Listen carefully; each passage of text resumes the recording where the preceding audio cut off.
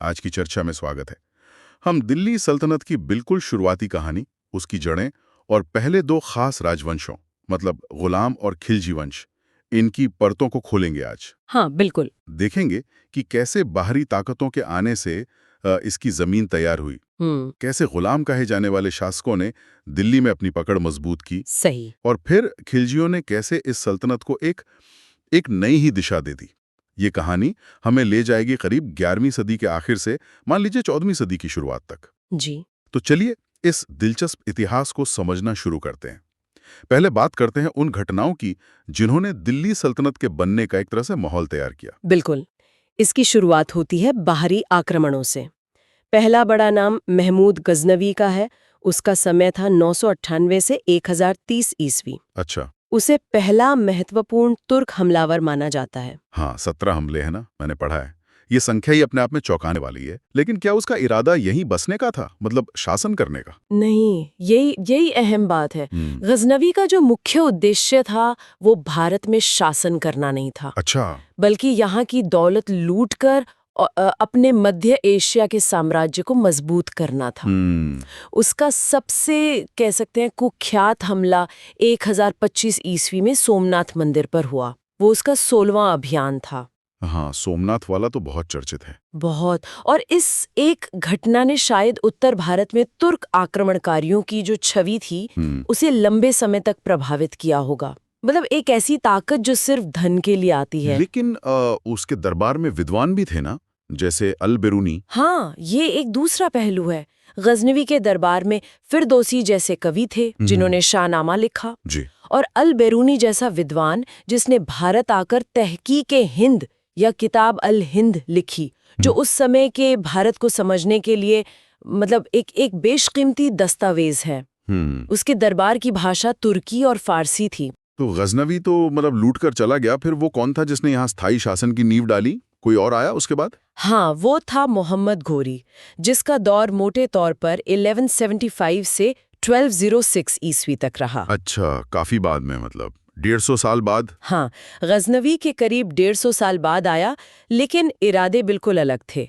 गौरी सिर्फ लूटपाट नहीं, बल्कि भारत में एक स्थायी मुस्लिम साम्राज्य स्थापित करना चाहता था। अच्छा। इसीलिए कई लोग उसे भारत में मुस्लिम शासन का वास्तविक संस्थापक मानते हैं, गजनवी को नहीं। लेकिन उसके लिए रास्ता आसान तो नहीं रहा होगा।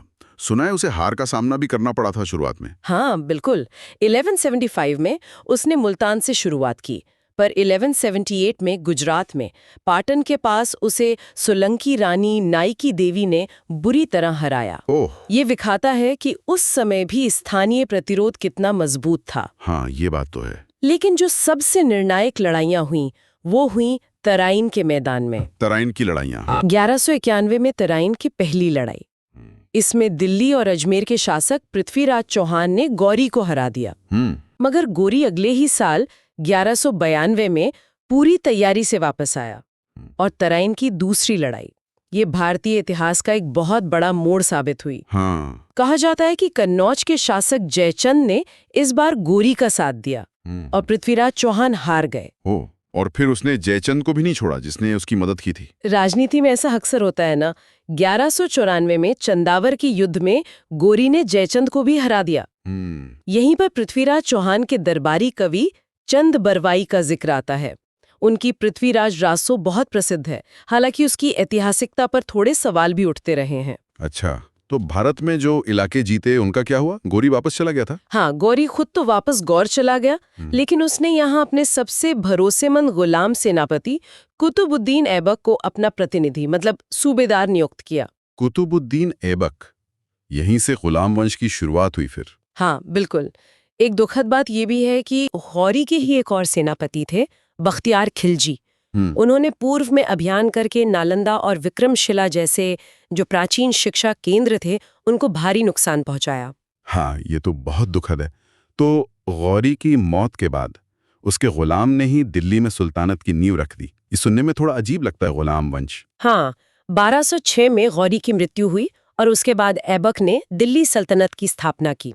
इसे गुलाम वंश या मामलुक वंश कहते हैं। मामलुक। हाँ, 1206 से 1290 तक मामलूक अरबी शब्द है जिसका मतलब होता है सैनिक गुलाम, क्योंकि इस वंश के जो शुरुआती और कई महत्वपूर्ण शासक थे वो या तो खुद गुलाम थे या गुलामों के वंशज थे। अच्छा। जो मतलब युद्ध और प्रशासन में कुशल होने के कारण ऊपर उठे थे। इनमें से ज्यादातर इल्बारी तुर्क कबीले के थे, इसलिए इसे इल्बारी तुर्क वंश भी कहते हैं। समझ गया। तो सबसे पहले कुतुबुद्दीन ऐबक 1206 से 1210 तक, सिर्फ 4 साल। उसे लाख बख्श क्यों कहते थे? कहा जाता है कि वो बहुत दानी था, लाखों का दान करता था, इसलिए ये उपाधि मिली। हालांकि उसका शासनकाल छोटा ही रहा। उसने अपनी राजधानी शुरू में लाहौर रखी थी, दिल्ली नहीं। ये नहीं पता था मुझे। और उसकी मौत भी बड़ी थोड़ी नाटकीय थी। 1210 में लाहौर में चौगान खेलते हुए। चौगान मतलब पोलो जैसा खेल? हाँ, पोलो जैसा ही। घोड़े से गिरकर मर गया। सोचिए, एक सुल्तान की मौत खेल के मैदान में। अजीब है। उसने कुछ मशहूर इमारतें भी बनवाई थी, है ना, जैसे कुतुब मीनार की शुरुआत। हाँ, बिल्कुल। उसने दिल्ली में कुव्वतुल इस्लाम मस्जिद बनवाई, जिसे भारत की शुरुआती मस्जिदों में गिना जाता है। अजमेर में 2.5 दिन का झोपड़ा बनवाया। माना जाता है कि ये दोनों पहले से मौजूद मंदिरों या मठों की सामग्री से बने थे। अच्छा। और सबसे मशहूर, दिल्ली में सूफी संत ख्वाजा कुतुबुद्दीन बख्तियार काकी की याद में कुतुब मीनार का निर्माण शुरू करवाया मतलब पूरा नहीं कर पाया? नहीं, वो सिर्फ पहली मंजिल ही बनवा पाया। ये 5 मंजिला 73 मीटर ऊंची मीनार आज भी खड़ी है, जिसे बाद के सुल्तानों में खासकर इल्तुतमिश और फिरोज शाह तुगलक ने पूरा करवाया और मरम्मत भी की। ये इंडो इस्लामिक स्थापत्य कला का एक शानदार नमूना है। सही। ऐबक के बाद कौन आया? आपने पहले इशारा किया था कि कुछ लोग ऐबक की बजाय किसी और को असली संस्थापक मानते हैं सल्तनत का। बिल्कुल। ऐबक की मौत के बाद उसका गुलाम और दामाद शमसुद्दीन इल्तुतमिश सुल्तान बना, 1211 से 1236 तक। इल्तुतमिश? हाँ, कई इतिहासकार इल्तुतमिश को ही दिल्ली सल्तनत का वास्तविक संस्थापक मानते हैं। ऐसा क्यों? ऐबक ने तो शुरुआत की थी, इल्तुतमिश ने ऐसा क्या अलग किया? देखिए, इल्तुतमिश ने सल्तनत को स्थायित्व दिया। पहला बड़ा काम उसने राजधानी लाहौर से दिल्ली स्थानांतरित की। अच्छा, ये इसने किया था। जिससे दिल्ली सत्ता का केंद्र बनी। दूसरा, उसी के समय मंगोलों का खतरा चंगेज खान के रूप में उभरा, लेकिन इल्तुतमिश ने बड़ी कूटनीति से दिल्ली को सीधे मंगोल हमले से बचा लिया। ये तो बड़ी बात है। तीसरा, उसने प्रशासन को मजबूत करने के लिए तुर्कान चहलगानी या चालीसा बनाया। ये उसके 40 वफादार तुर्क गुलाम सरदारों का एक गुट था, जो शासन में उसकी रीढ़ की हड्डी की तरह थे। 40 लोगों का ग्रुप? ठीक है। चौथा, उसने सल्तनत की मुद्रा व्यवस्था को सुधारा। चांदी का टंका और तांबे का जीतल नाम के मानकीकृत सिक्के चलाए। टंका और जीतल। और पांचवा, उसने इक्ता प्रणाली शुरू की। इक्ता प्रणाली ये क्या थी? ये जमीन से जुड़ी है। हाँ। ये एक तरह की भूमि अनुदान व्यवस्था थी। मतलब अधिकारियों और सेनापतियों को नकद वेतन की जगह जमीन का एक टुकड़ा दिया जाता था, जिसे इक्ता कहते थे। अच्छा। वे उस जमीन से राजस्व वसूलते थे, अपना खर्च निकालते थे, सेना रखते थे, और जो रकम बचती थी वो सुल्तान को भेजते थे। इससे नियंत्रण आसान हुआ होगा दूर के इलाकों पर। बिल्कुल। और हाँ, एक और बहुत महत्वपूर्ण बात, उसने अपने बेटों को नाकाबिल समझते हुए अपनी बेटी रजिया को अपना उत्तराधिकारी चुना। अपनी बेटी को? उस जमाने में? ये तो सच में क्रांतिकारी कदम था। बिल्कुल। और यहीं से आती हैं रजिया सुल्ताना, 1236 से 1240। इतिहास में उनका नाम आते ही एक खास तरह का ध्यान जाता है। दिल्ली सल्तनत की पहली और अकेली महिला शासक। उनका शासनकाल कितना चुनौतीपूर्ण रहा होगा? बेहद चुनौतीपूर्ण।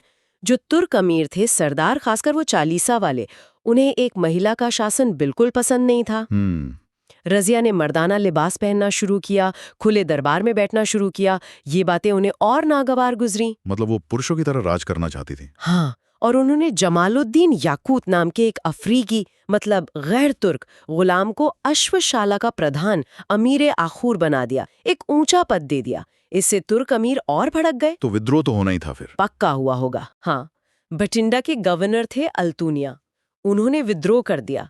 रजिया उसे दबाने गई, लेकिन हार गईं और बंदी बना ली गईं। याकूत मारा दिया। यहाँ रजिया ने फिर एक, कह सकते हैं, साहसिक और राजनीतिक कदम उठाया। उन्होंने अल्तुनिया से ही शादी कर ली। क्या उसी से जिसने विद्रोह किया था? हाँ, शायद दिल्ली की गद्दी वापस पाने की कोशिश में। लेकिन किस्मत ने साथ नहीं दिया। जब वे दिल्ली लौट रहे थे तो 1240 में कैथल हरियाणा के पास डाकुओं ने या शायद षड्यंत्रकारियों ने दोनों की हत्या कर दी। ओह, सिर्फ 4 साल का शासन, लेकिन इतिहास पर कितनी गहरी छाप छोड़ गया। बिल्कुल रजिया के बाद तो फिर अस्थिरता आ गई होगी। वो 40 वाले अमीर हावी हो गए होंगे। बिल्कुल। अगले कई साल उथल-पुथल भरे रहे। कई कमजोर शासक आए और गए जिन्हें चालीसा के तुर्क सरदार अपनी मर्जी से नचाते रहे।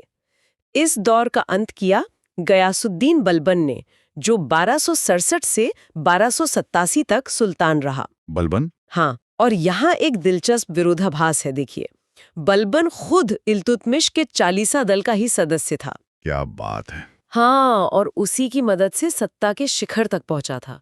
लेकिन सुल्तान बनते ही उसने सबसे पहले इसी चालीसा की शक्ति को कुचल दिया। अरे वाह, मतलब जिसने ऊपर पहुंचाया उसी को खत्म कर दिया। ये दिखाता है कि सत्ता का स्वभाव कैसा होता है। बिल्कुल। वह अपने जन्म के साधन को भी नष्ट कर सकती है अगर जरूरत पड़े। बलबन ने ऐसा क्यों किया? और उसने सुल्तान की शक्ति कैसे बढ़ाई?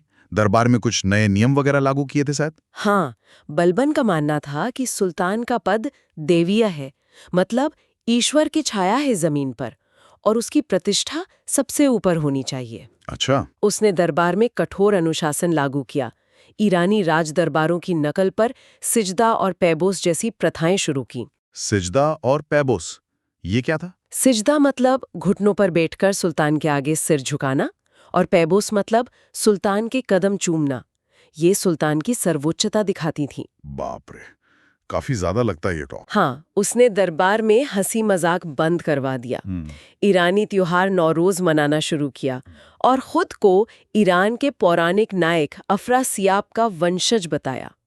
ये सब शायद अपनी गुलाम पृष्ठभूमि को छुपाने और वैधता हासिल करने के तरीके थे। समझ गया। और उसकी लौह एवं रक्त नीति, ये सुनने में काफी कठोर लगती है। हाँ, इसका मतलब था दुश्मनों और विद्रोहियों के प्रति कोई नरमी नहीं बरतना, पूरी निर्ममता से कुचल देना। अच्छा। उसने एक मजबूत केंद्रीय सेना पर जोर दिया। सैन्य विभाग, दीवाने अर्ज, उसको वित्त विभाग से अलग करके पुनर्गठित किया। उसने राज्य में सुल्तान की आंख कान की तरह काम करने वाली एक बेहतरीन गुप्तचर व्यवस्था, जिसे बरीद कहते थे, वो बनाई। बरीद? ओके। बंगाल के सूबेदार तुगरिल बेग ने जब विद्रोह किया तो बलबन ने खुद जाकर उसे और उसके समर्थकों को इतनी क्रूर सजा दी कि दोबारा किसी की हिम्मत न हो। मतलब उसने सल्तनत को तो मजबूत किया, लेकिन क्या ये मजबूती उसके जाने के बाद टिक पाई? नहीं, ज्यादा देर नहीं। बलबन के बाद उसका पोता कैकुबाद गद्दी पर बैठा 1287 से 1290 तक, लेकिन वो पूरी तरह अय्याशी में डूब गया। ओहो। दरबार फिर से साजिशों का अड्डा बन गया और आखिरकार 1290 में उसकी हत्या कर दी गई। इसी के साथ गुलाम या मामलूक वंश का अंत हो गया। और फिर शुरू हुआ खिलजी वंश का दौर, 1290 से 1320। ये बदलाव कैसे आया? इसे खिलजी क्रांति भी कहते हैं शायद। हाँ, कहते हैं।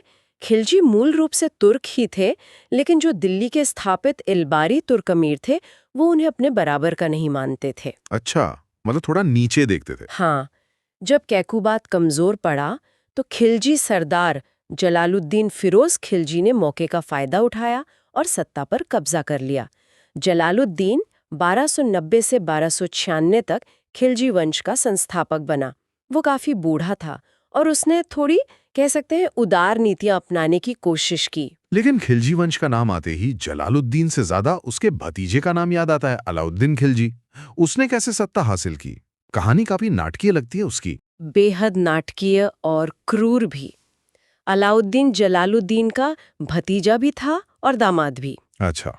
वो कड़ा मानिकपुर इलाहाबाद के पास वहां का सूबेदार था।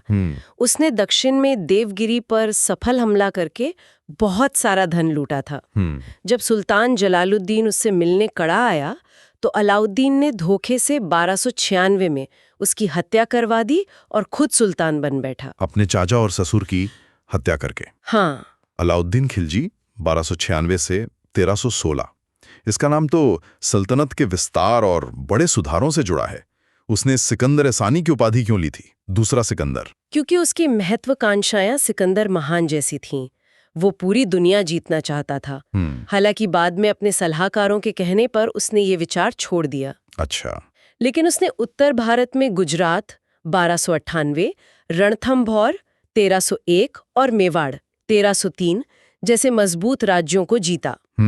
रणथंभौर और मेवाड़ ये तो राजपूतों के गढ़ थे। हाँ, रणथंभौर की घेराबंदी के समय ही हमें जौहर का पहला स्पष्ट ऐतिहासिक विवरण मिलता है, जब राजपूत महिलाओं ने अपनी इज्जत बचाने के लिए आग में कूदकर जान दे दी थी। और चित्तौड़, मेवाड़ की विजय, पद्मावत वाली कहानी इसी से जुड़ती है ना? हाँ, चित्तौड़ की विजय से ही मलिक मोहम्मद जायसी की पद्मावत की कहानी जुड़ती है, जिसमें रानी पद्मिनी का जिक्र है। हालांकि उसकी ऐतिहासिकता पर काफी विवाद है। सही। और दक्षिण भारत, वहां तक तो दिल्ली के सुल्तान पहले नहीं पहुंचे थे शायद? नहीं, ये अलाउद्दीन की बहुत बड़ी उपलब्धि थी। उसने अपने सेनापति मलिक काफूर को दक्षिण भेजा। मलिक काफूर, 1000 दिनारी भी कहते हैं उसे। हाँ हाँ, कहा जाता है कि उसे गुजरात विजय के बाद 1000 दीनार में खरीदा गया था, इसलिए ये नाम पड़ा। अच्छा। काफूर ने देवगिरी के यादवों, वारंगल के काकतियों, वारंगल जहां से कोहिनूर हीरा मिला था शायद। हाँ, ऐसी मान्यता है। फिर द्वार समुद्र के होयसालों और मदुरै के पांड्यों को हराया। लेकिन अलाउद्दीन ने इन राज्यों को सीधे अपने कब्जे में नहीं लिया। उनसे अपनी अधीनता स्वीकार करवाई और सालाना टैक्स वसूलना शुरू किया। मतलब एक तरह से अप्रत्यक्ष शासन। सैन्य विजय के अलावा अलाउद्दीन अपने प्रशासनिक और आर्थिक सुधारों के लिए ज्यादा जाना जाता है, खासकर वो बाजार नियंत्रण नीति, मार्केट कंट्रोल। ये क्या थी और क्यों लागू की गई थी? ये शायद सल्तनत काल का सबसे अनोखा प्रयोग था। देखिए, अलाउद्दीन एक बहुत बड़ी स्थायी सेना रखना चाहता था, लेकिन खजाने पर ज्यादा बोझ डाले बिना। इसलिए उसने सैनिकों का वेतन तो तय कर दिया, कम रखा, लेकिन साथ ही दिल्ली में जरूरी चीजों की कीमतें भी बहुत कम स्तर पर स्थिर कर दी। हर चीज की कीमत तय, मतलब अनाज, कपड़ा, घोड़े, सब कुछ। ये कैसे मुमकिन हुआ होगा? हाँ, उसने अलग अलग चीजों के लिए अलग बाजार बनाए। अनाज के लिए शहनाई मंडी, कपड़े और दूसरे तैयार माल के लिए सराय अदल, घोड़ों और दासों के लिए अलग बाजार। हर चीज का दाम सरकारी तौर पे तय था। लेकिन लागू कैसे करवाया? सख्ती बहुत की होगी। बिल्कुल, कीमतों को सख्ती से लागू करने के लिए उसने एक पूरा प्रशासनिक तंत्र बनाया, जिसमें वो बरीद, खुफिया अफसर और मुनय्यन जासूस शामिल थे। अच्छा, जासूस भी लगाए? हाँ, दुकानदारों को कम तोलने या ज्यादा दाम लेने पर बहुत कठोर सजा मिलती थी। सोचकर ही अजीब लगता है, आज के मुक्त बाजार के दौर में ऐसी सरकारी नियंत्रण वाली व्यवस्था की कल्पना करना भी मुश्किल है। सही बात है। इसका मतलब सैनिकों को कम वेतन में भी गुजारा करने में आसानी होती होगी। सेना के लिए और क्या सुधार किए उसने? उसने सेना को ज्यादा पेशेवर बनाने की कोशिश की। भ्रष्टाचार रोकने के लिए घोड़ों को दागने की प्रथा, मतलब दाग, शुरू की, ताकि निरीक्षण के समय अच्छे घोड़े दिखाकर बाद में घटिया घोड़े न लाए जा सकें। सैनिकों का पूरा हुलिया दर्ज करने की व्यवस्था, चेहरा, शुरू की, ताकि कोई अपनी जगह किसी और को न भेज दे। अच्छा, पहचान पत्र जैसा कुछ? हाँ, एक तरह से। और सबसे बड़ी बात, उसने इख्तादारी की जगह सैनिकों को नगद वेतन देना शुरू किया, जिससे सेना सीधे सुल्तान के प्रति वफादार रहे। ये बड़े बदलाव थे। और जमीन से जुड़ा क्या बदलाव किया? लगान वगैरह का? यहाँ भी उसने कठोर नीति अपनाई।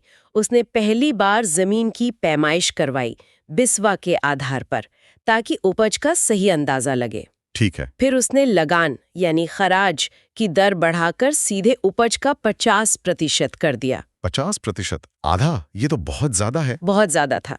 इसके अलावा घरी यानी घर पर टैक्स और चराई यानी दुधारू पशुओं पर टैक्स जैसे नए कर भी लगाए। ओहो। उसने अमीरों और धार्मिक नेताओं को मिली हुई ज्यादातर जमीनें, इनाम, मिल्क, वक्फ छीनकर खालसा भूमि में बदल दिया, मतलब सीधे सुल्तान की जमीन। तो मकसद शायद बिचौलियों को हटाना और राज्य की आमदनी बढ़ाना था। लेकिन इससे आम किसानों और पुराने अमीरों पर बोझ जरूर पड़ा होगा। बिल्कुल। ये सुधार सुनने में तो बड़े प्रभावशाली लगते हैं, पर ये बहुत ज्यादा सख्त थे। क्या आम लोगों, किसानों या व्यापारियों पर इसका बहुत नकारात्मक असर नहीं हुआ होगा? हाँ, ये एक अहम सवाल है। निश्चित रूप से ये नीतियां, खासकर 50% लगान और बाजार पर सख्त नियंत्रण, बहुत कठोर थीं। कई स्रोतों में जिक्र मिलता है कि लोगों को काफी परेशानी हुई। लेकिन दूसरी तरफ इससे शायद महंगाई रुकी रही और जरूरी चीजों की कमी नहीं हुई, कम से कम दिल्ली में तो। अमीरों की शक्ति पर भी अंकुश लगा। तो ये कहना मुश्किल है कि कुल मिलाकर इसका असर अच्छा था या बुरा, लेकिन ये सल्तनत के इतिहास में एक अभूतपूर्व प्रयोग जरूर था। वास्तुकला में अलाउद्दीन का क्या योगदान रहा? कुछ बनवाया भी उसने? हाँ, उसने दिल्ली में कुतुब कॉम्प्लेक्स में शानदार अलाई दरवाजा बनवाया, जो इस्लामी वास्तुकला का एक बेहतरीन नमूना माना जाता है। अलाई दरवाजा, हाँ। मंगोल हमलों से बचने के लिए उसने सीरी नाम का एक नया किला और शहर बसाया। दिल्ली का दूसरा शहर कहते हैं इसे। उसने एक बड़ा तालाब, हौजे खास और 1000 सतून यानी 1000 खंभों वाला महल भी बनवाया। इनमें लाल बलुआ पत्थर का खूब इस्तेमाल हुआ है। अच्छा, और अमीर खुसरो? वो भी तो अलाउद्दीन के दरबार में थे, उनका जिक्र जरूरी है। हाँ बिल्कुल, अमीर खुसरो, जिन्हें तूतिए हिंद यानी भारत का तोता कहा जाता है, अलाउद्दीन के समकालीन थे और उसके दरबारी कवि भी रहे। खुसरो तो मतलब बहुमुखी प्रतिभा के धनी थे, कवि, संगीतकार, इतिहासकार। माना जाता है कि उन्होंने सितार का आविष्कार किया और कव्वाली को लोकप्रिय बनाया। सितार और कव्वाली, वाह। हाँ, उन्होंने खड़ी बोली हिंदी में भी लिखा। उनकी रचनाएं जैसे तुगलकनामा और नूहे सिपहर, जिसमें भारत की तारीफ है, वो बहुत महत्वपूर्ण है। अलाउद्दीन के बाद खिलजी वंश का क्या हुआ? ज्यादा चला नहीं शायद? नहीं, अलाउद्दीन की 1316 में मौत हुई। उसके बाद खिलजी वंश ज्यादा दिन नहीं टिक सका। मलिक काफूर ने कुछ समय सत्ता पर कब्जा रखा, फिर उसकी हत्या हो गई। अलाउद्दीन के बेटे मुबारक खिलजी 1316-1320 और फिर खुसरो खान 1320 सुल्तान बने, लेकिन दोनों ही अयोग्य थे। दरबार फिर से साजिशों का गढ़ बन गया। आखिरकार 1320 में पंजाब के गवर्नर थे गाजी मलिक। उन्होंने दिल्ली पर हमला करके खुसरो खां को हरा दिया और खुद ग्यासुद्दीन तुगलक के नाम से सुल्तान बन गए। अच्छा, तुगलक वंश की शुरुआत यहाँ से हुई? हाँ, इसी के साथ खिलजी वंश का अंत हुआ और तुगलक वंश की शुरुआत हुई। तो अगर हम इस पूरे दौर को समेटें, गजनवी के हमलों से लेकर खिलजी वंश के अंत तक, क्या मुख्य बातें निकल कर आती हैं इस पूरे सफर की? देखिए, पहली बात तो ये कि बाहरी आक्रमणों ने उत्तर भारत की राजनीतिक तस्वीर पूरी तरह बदल दी और दिल्ली केंद्रित एक नई सल्तनत की नींव पड़ी। दूसरी बात, गुलाम वंश ने, खासकर इल्तुतमिश और बलबन ने, इस सल्तनत को प्रशासनिक और सैन्य रूप से मजबूत किया, दिल्ली को राजधानी बनाया और सुल्तान के पद को एक प्रतिष्ठा दिलाई। रजिया सुल्ताना का शासन इस दौर का एक अनूठा अध्याय रहा, भले ही छोटा था। बिल्कुल। और फिर खिलजी, खासकर अलाउद्दीन ने सल्तनत का न सिर्फ भौगोलिक विस्तार अभूतपूर्व रूप से दक्षिण तक किया, बल्कि अर्थव्यवस्था, प्रशासन और सेना में ऐसे गहरे बदलाव किए जिनका असर शायद लंबे समय तक रहा होगा। बिल्कुल। इस दौर में तुर्क फारसी संस्कृति का भारतीय परिवेश से गहरा मेलजोल शुरू हुआ, जिसने भाषा, कला, साहित्य, रहन सहन सब पर असर डाला। नई प्रशासनिक संस्थाएं बनी और हाँ, इसी दौर ने भविष्य के टकरावों और सहयोग की जमीन भी तैयार की। सही कहा। जाते जाते एक सवाल छोड़ जाते हैं सोचने के लिए। अलाउद्दीन खिलजी की जो बाजार नियंत्रण नीति थी और भारी लगान व्यवस्था थी, उसने बेशक सल्तनत को आर्थिक और सैन्य रूप से मजबूत किया होगा। हाँ। लेकिन उस आम किसान या कारीगर या छोटे व्यापारी पर इसका रोजमर्रा का असर कैसा रहा होगा, जो दिल्ली के सत्ता के गलियारों से दूर अपना जीवन जी रहा था? क्या इतिहास सिर्फ बड़े सुधारों और जीतों को याद रखता है, या उन अनगिनत लोगों के अनुभवों को भी जिन्होंने इन बदलावों को झेला? इस पर सोचने से शायद हमें उस युग की कहानी थोड़ी और इंसानी लगे। बिल्कुल सही बात है, सोचने वाली बात है ये। नमस्कार। आज हम दिल्ली सल्तनत के इतिहास में थोड़ा और गहरे उतर रहे हैं। पिछले भाग में खिलजी वंश तक की बात हुई थी। आज हम तुगलक, सैयद और लोधी वंशों पर ध्यान देंगे। हमारे पास इतिहास की किताबों के कुछ अंश हैं जो इस दौर के शासकों, उनके राजकाज के तरीके और उनकी इमारतों पर भी रोशनी डालते हैं। तो आइए इस पर विस्तार से बात करते हैं। बिल्कुल। ये सल्तनत का वो दौर था जिसमें बड़े पैमाने पर बदलाव हुए। मतलब तुगलकों के वो बड़े बड़े पर कई बार असफल प्रयोगों से लेकर फिर भारत में पहले अफगान शासक आए लोधी वंश। हम देखेंगे कि इस दौरान सल्तनत का जो ढांचा था वो कैसे बदला और इसने आने वाले वक्त के लिए क्या छोड़ा।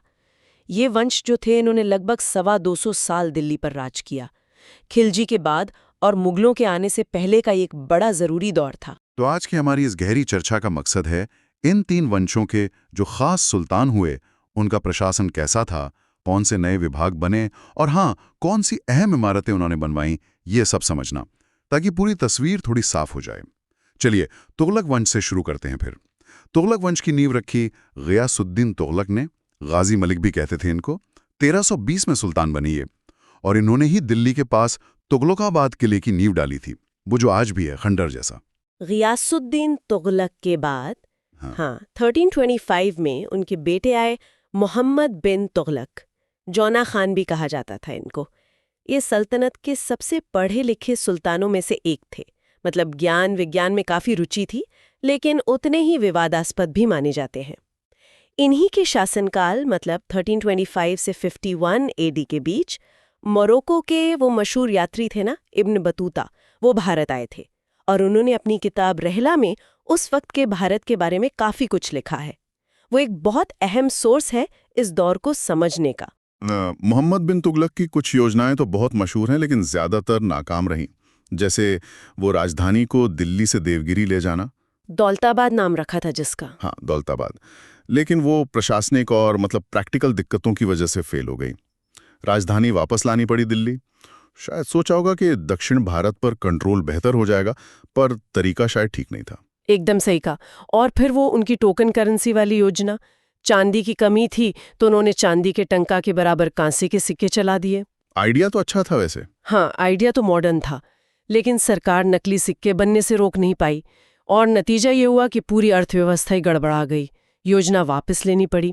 इससे पता चलता है कि कैसे एक अच्छा आइडिया भी बिना कंट्रोल और लोगों के भरोसे के चल नहीं पाता, खासकर अगर तकनीक या इंतजामों से संभालने को तैयार न हो। इसके अलावा वो खुरासान और कराचिल के सैनिक अभियान भी थे, वो भी बड़े महंगे पड़े और कामयाब नहीं हुए। और वो दोआब इलाके में टैक्स बढ़ाना, उससे भी किसान भड़क गए थे। बिल्कुल। तो क्या ये विफलताएं इसलिए हुईं कि वो वक्त से आगे सोच रहे थे, या फिर प्लान को लागू करने में कमी थी? शायद दोनों का मिक्स था। सोच तो यकीनन बड़ी थी, लेकिन प्लान्स को अमल में लाने में थोड़ी कह सकते हैं जल्दबाजी या प्रैक्टिकल समझ की कमी दिखती है। हालांकि ये भी है कि जहां कुछ नीतियां फेल हुईं, वहीं उन्होंने खेती बाड़ी पर ध्यान भी दिया।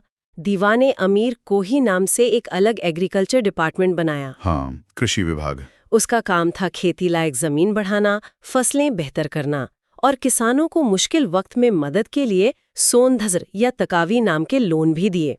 ये उनके काम का एक पॉजिटिव पहलू दिखाता है। अच्छा, जहां तक टैक्स व्यवस्था की बात है, फिरोज शाह तुगलक ने, जो इनके बाद आए, उन्होंने नहरों की मरम्मत करवाई और हक ए शर्ब या हासिल शर्ब नाम का सिंचाई टैक्स लगाया। हाँ, वो उपज का 1/10 हिस्सा होता था। ये उन किसानों से लेते थे जो सरकारी नहरों से सिंचाई करते थे। मोहम्मद बिन तुगलक के टाइम में भी टैक्स सिस्टम में कुछ बदलाव हुए थे। हाँ, मोहम्मद बिन तुगलक ने भी किए थे कुछ बदलाव, जैसे जजिया, जो पहले लैंड रेवेन्यू का ही हिस्सा मानते थे, उसको एक अलग टैक्स की तरह वसूलना शुरू किया। और खम्स यानी लड़ाई में लूटा गया माल। हाँ, खम्स। उसमें रिवाज तो ये था कि 1/5 हिस्सा राजा का होता था, लेकिन उन्होंने और उनसे पहले खिलजी ने भी इसे बढ़ाकर 45 तक कर दिया था। ये बड़े बदलाव थे, जाहिर है राज्य की आमदनी बढ़ाने के लिए। फिर 1351 में मोहम्मद बिन तुगलक की मौत हो गई। उसके बाद उनके चचेरे भाई फिरोज शाह तुगलक सुल्तान बने और 1388 तक राज किया। इनका राज मोहम्मद बिन तुगलक से कैसे अलग था? रवैया काफी अलग था। फिरोज शाह ने लड़ाई और विस्तार की नीति छोड़ दी। उनका ध्यान ज्यादातर लोगों की भलाई और एडमिनिस्ट्रेशन को ठीक करने पर रहा। उन्होंने उलेमाओं को खुश रखने की कोशिश की और शरिया के हिसाब से हुकूमत चलाने पर जोर दिया। हाँ, उनके कई कल्याणकारी कामों का जिक्र होता है, जैसे वो दारुल शिफा मतलब खैराती अस्पताल खुलवाए गरीबों के इलाज के लिए। जी। मुस्लिम मनात लड़कियों विधवाओं की मदद के लिए दीवाने खैरात डिपार्टमेंट बनाया। हाँ, और एक दीवाने बंदगान भी था ना, गुलामों के लिए। हाँ, गुलामों की देखरेख के लिए। कहते हैं उनके पास गुलामों की संख्या बहुत ही ज्यादा थी। शायद वो राज्य के लिए एक बोझ भी बन गई हो बाद में। हो सकता है। इसके अलावा फिरोज शाह ने सिंचाई पर बहुत जोर दिया। कई नई नहरें खुदवाईं, पुरानी ठीक करवाईं। इससे खेती की पैदावार बढ़ी। उनके प्रधानमंत्री थे खाने जहां मकबूल, जो पहले हिंदू थे, बाद में मुसलमान बने। उन्होंने प्रशासन में काफी मदद की, लेकिन उनके समय का एक बड़ा प्रशासनिक बदलाव था इक्ता प्रणाली को वंशानुगत बनाना। इक्ता प्रणाली? जी। मतलब वो अधिकारियों को सैलरी की जगह जमीन देने वाला सिस्टम। इसको वंशानुगत बनाने से क्या असर हुआ होगा? क्या इससे सल्तनत की ताकत कम नहीं हुई होगी? बिल्कुल हुई। इसे वंशानुगत बनाने से जो सेंट्रल अथॉरिटी थी, उसका कंट्रोल अधिकारियों पर कमजोर हो गया। धीरे धीरे इक्तिदार अपने इलाकों में लगभग आजाद राजा जैसे बन गए। इससे सल्तनत की फौजी ताकत और एकता दोनों को लंबे समय में नुकसान हुआ। फिरोज शाह ने दिल्ली में फिरोज शाह कोटला बनवाया, जो आज क्रिकेट स्टेडियम के लिए मशहूर है, और कुतुब मीनार की जो ऊपर की मंजिलें बिजली गिरने से टूट गई थीं, उनकी मरम्मत भी करवाई। लेकिन इतने अच्छे कामों के बाद भी फिरोज शाह की मौत के बाद तुगलक वंश ज्यादा टिक नहीं पाया। सही है। फिरोज शाह की मौत के बाद तुगलक वंश कमजोर होता चला गया। उनके बाद वाले उतने काबिल नहीं थे और दरबार में अमीरों की गुटबाजी बढ़ गई। और फिर 1398 में वो तैमूर का भयानक हमला हुआ भारत पर। हाँ, तैमूर लंग। उस वक्त दिल्ली के तख्त पर नसीरुद्दीन महमूद शाह तुगलक थे। तैमूर ने दिल्ली को बुरी तरह लूटा, भयानक कत्ले आम किया। इस हमले ने तो तुगलक सल्तनत की कमर ही तोड़ दी और उसका पतन लगभग पूरा हो गया। तैमूर के हमले में दिल्ली में जो अफरा तफरी मचाई, उसी के बाद फिर सैयद वंश आया। इसके फाउंडर थे खिज्र खान। हाँ, तैमूर वापस जाते हुए खिज्र खान को मुल्तान और लाहौर का गवर्नर बना गया था। 1414 में खिज्र खान ने दिल्ली पर कब्जा कर लिया और सैयद वंश की नींव रखी। यहाँ दिलचस्प बात यह है कि खिज्र खान ने, जो 1414 से 1421 तक रहे, कभी सुल्तान का टाइटल नहीं लिया। वो खुद को तैमूर के बेटे शाहरुख का नुमाइंदा ही बताते रहे और रैयत-ए-आला की उपाधि से ही काम चलाया। रैयत-ए-आला मतलब आला या महान प्रजा। वो ये भी दावा करते थे कि वो पैगंबर मोहम्मद के वंशज हैं, इसीलिए उनके वंश को सैयद कहा गया। ये वंश तो काफी कम चला, करीब 37 साली, 1414 से 1451 तक। कोई खास असर छोड़ा इन्होंने? ज्यादा नहीं। सैयद वंश तुलना करें तो काफी कमजोर और कम असरदार रहा। इनका राज बस दिल्ली और आसपास के कुछ इलाकों तक ही सिमटा गया। ये वो दौर था जब सल्तनत टूट रही थी, कई सूबे आजाद हो गए थे। सैयदों के बाद दिल्ली की गद्दी आई लोधियों के हाथ में। ये भारत पर राज करने वाले पहले अफगान माने जाते हैं, है ना? बिल्कुल। लोधी वंश की स्थापना बहलोल लोधी ने 1451 में की और वो 1489 तक सुल्तान रहे। बहलोल लोधी एक तजुर्बेकार फौजी और समझदार लीडर थे। वो अफगान सरदारों के साथ बराबरी का बर्ताव करते थे, मतलब उनके साथ दरी पे बैठते थे। इससे उन्हें सरदारों का साथ मिला। उन्होंने सल्तनत को फिर से मजबूत करने की कोशिश की। उन्होंने बहलोली नाम के तांबे के सिक्के चलाए, जो अकबर के टाइम तक चलते रहे। और उनकी एक बड़ी कामयाबी थी जौनपुर की जो ताकतवर शर्की सल्तनत थी, उसे हराकर वापस दिल्ली सल्तनत में मिलाना। बहलोल लोधी के बाद उनके बेटे सिकंदर लोधी आए 1489 से 1517 तक। इनको लोधी वंश का सबसे काबिल और महान शासक कहते हैं। ऐसा क्यों? सिकंदर लोधी ने अपने राज्य को बढ़ाया, खासकर बिहार और पश्चिम बंगाल तक फतह हासिल की। उन्होंने एडमिनिस्ट्रेशन को ठीक किया, इंसाफ पर ध्यान दिया, और उनकी सबसे बड़ी उपलब्धियों में से एक थी 1504 में आगरा शहर बसाना। आगरा? अच्छा। हाँ, और फिर 1506 में उसे अपनी राजधानी बना लिया। इसके पीछे शायद वजह ये थी कि राजस्थान के राजपूत राजाओं और मालवा पर बेहतर कंट्रोल रखा जा सके। उन्होंने खेती और व्यापार को बढ़ाने के लिए भी कुछ किया, जैसे वो गज़-ए-सिकंदरी का जिक्र आता है। हाँ, भूमि की पैमाइश के लिए, मतलब जमीन नापने के लिए, उन्होंने गज़-ए-सिकंदरी नाम का एक पैमाना शुरू किया। ये करीब 32 इंच का होता था। इसका क्या फायदा हुआ? फायदा ये हुआ कि इससे राज्य की आमदनी का सही अंदाजा लगाने और लैंड रेवेन्यू को रेगुलर करने में मदद मिली। और ये पैमाना मुगल काल तक इस्तेमाल होता रहा। ये इसकी उपयोगिता दिखाता है। उन्होंने व्यापार बढ़ाने के लिए अनाज पर लगने वाला चुंगी टैक्स, मतलब ऑक्ट्रॉय ड्यूटी, वो भी खत्म कर दिया। इससे अनाज सस्ता हुआ, आम लोगों को राहत मिली। सुना है वो खुद भी पढ़े लिखे थे, कविता वगैरह लिखते थे। हाँ, सिकंदर लोधी खुद विद्वान थे और गुलरुखी के नाम से फारसी में कविताएं लिखते थे। वो कला, संगीत, साहित्य के संरक्षक थे। हालांकि कुछ इतिहासकार उन्हें धार्मिक रूप से थोड़ा कट्टर भी मानते हैं, खासकर हिंदुओं के प्रति उनकी नीतियां थोड़ी सख्त थीं। उन्होंने कुतुब मीनार की मरम्मत भी करवाई थी। अच्छा, फिर लोधी वंश के आखिरी सुल्तान हुए सिकंदर लोधी के बेटे इब्राहिम लोधी, 1517 से 1526 तक। इनका शासन कैसे खत्म हुआ? इब्राहिम लोधी अपने बाप दादा से अलग काफी अहंकारी और जिद्दी मिजाज के थे। उन्होंने अफगान सरदारों की जो बराबरी वाली भावना थी उसे खत्म करके सुल्तान की एब्सोल्यूट पावर जमाने की कोशिश की। इससे कई ताकतवर सरदार उनसे नाराज हो गए। उन्होंने मेवाड़ के ताकतवर राजा राणा सांगा से खतौली की लड़ाई लड़ी 1518 में और उसमें हार गए। इससे उनकी इज्जत को भी धक्का लगा। और इसी नाराजगी का नतीजा था बाबर का हमला। बिल्कुल। इब्राहिम लोधी के इसी रवैये से नाराज होकर पंजाब के गवर्नर दौलत खान लोधी और इब्राहिम के चाचा आलम खान लोधी ने काबुल के शासक बाबर को भारत पर हमला करने का न्योता भेजा। अच्छा, मतलब घर के लोगों ने ही बुलाया? हाँ, ये सवाल उठता है कि अगर लोधी सरदार एक रहते तो शायद बाबर कामयाब ना होता। खैर, न्योता मिला और बाबर अपनी महत्वाकांक्षा और बेहतर फौजी तकनीक के साथ भारत आ गया। और फिर हुई वो मशहूर लड़ाई, पानीपत की पहली लड़ाई, 21 अप्रैल 1526 को। हाँ, इस लड़ाई में बाबर की सेना छोटी थी पर अनुशासित थी। उसके पास तोपें थीं जिनका भारत में पहली बार इतने असरदार तरीके से इस्तेमाल हुआ, और उसकी युद्ध की वो तुलुगमा नीति। तुलुगमा वो क्या थी? वो दुश्मन सेना को किनारों से और पीछे से घेरकर हमला करने की एक रणनीति थी। इसके सामने इब्राहिम लोधी की बड़ी लेकिन बेतरतीब सेना टिक नहीं पाई। इब्राहिम लोधी लड़ाई के मैदान में ही मारे गए। इस लड़ाई ने तो भारत के इतिहास का रुख ही मोड़ दिया। यकीनन। पानीपत की पहली लड़ाई ने दिल्ली सल्तनत के करीब 320 साल के राज का अंत कर दिया और भारत में मुगल साम्राज्य की नींव रखी, जिसने अगले 300 से ज्यादा साल भारत पर राज किया। अच्छा, अब जब हमने इन तीनों वंशों के राजाओं और उनके उतार चढ़ाव को देख लिया है, तो जरा इस दौर के प्रशासनिक व्यवस्था पर भी नजर डालते हैं। सल्तनत काल में खासकर इन बाद के वंशों में एडमिनिस्ट्रेशन का ढांचा कैसा था? कोई खास डिपार्टमेंट्स थे? सेंट्रल एडमिनिस्ट्रेशन कई मुख्य विभागों में बंटा था, जिन्हें दीवान कहते थे। सबसे जरूरी विभाग था दीवाने विजारत।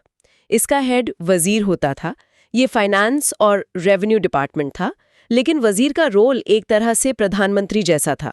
वो बाकी विभागों पर भी नजर रखता था। फिर मिलिट्री डिपार्टमेंट भी जरूरी रहा होगा? हाँ, दीवाने अर्ज मिलिट्री डिपार्टमेंट था। इसका हेड आरिज़े मुमालिक कहलाता था।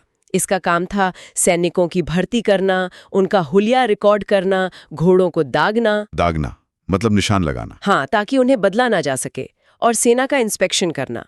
बलबन ने ये विभाग शुरू किया था और खिलजी तुगलकों के टाइम में ये बहुत अहम रहा। और चिट्ठी पत्री वगैरह के लिए? उसके लिए दीवाने इंशा था।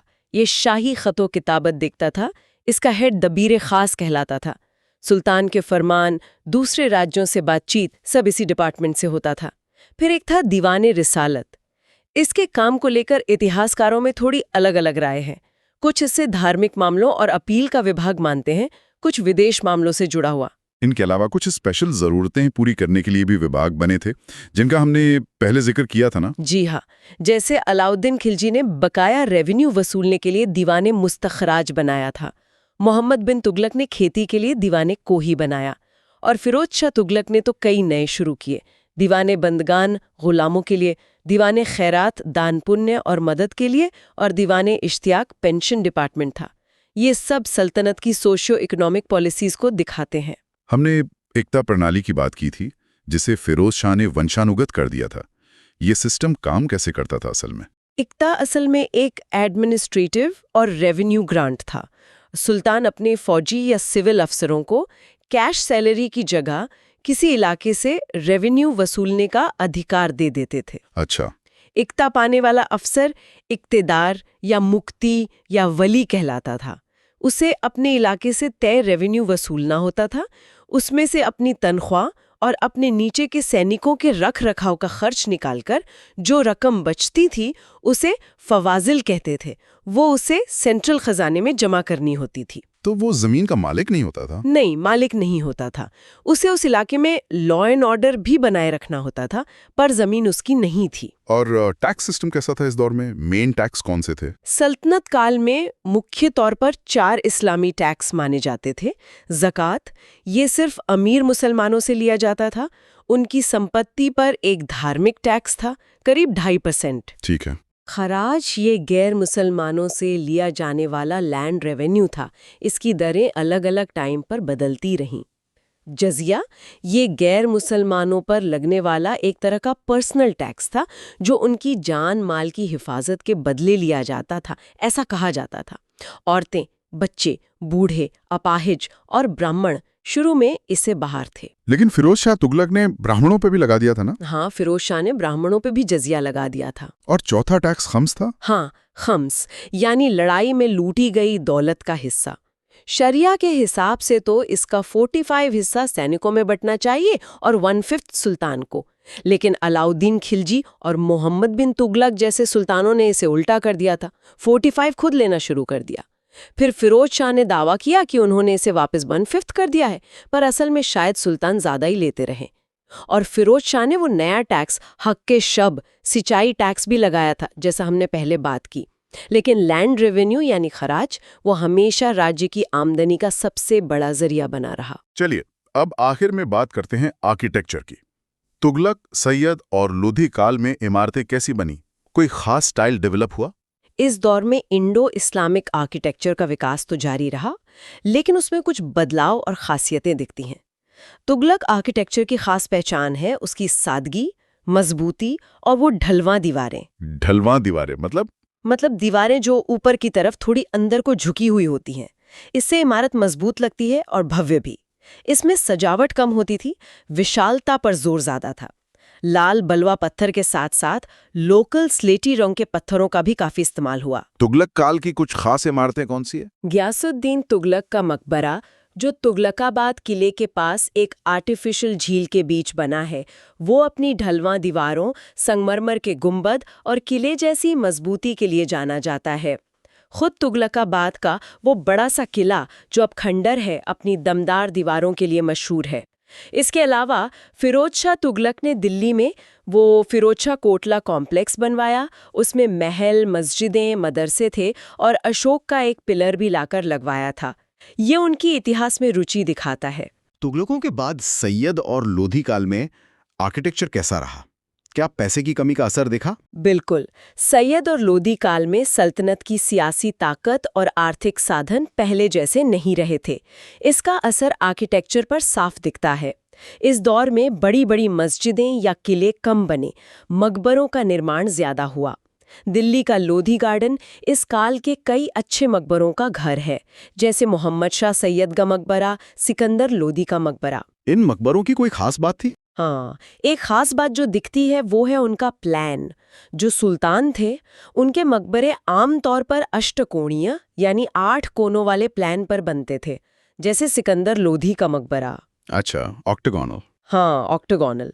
जबकि उनके जो अमीर या दरबारी होते थे, उनके मकबरे वर्गाकार यानी स्क्वायर प्लान पर बनते थे, जैसे बड़ा गुंबद।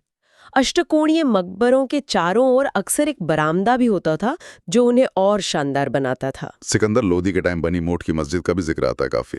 जी हाँ, सिकंदर लोधी के राज में उनके वजीर मियां भुआ ने दिल्ली में मोट की मस्जिद बनवाई थी। ये लोधी काल की सबसे सुंदर और अहम मस्जिदों में से एक मानी जाती है। अपनी सजावट और बनावट के अनुपात के लिए जानी जाती है।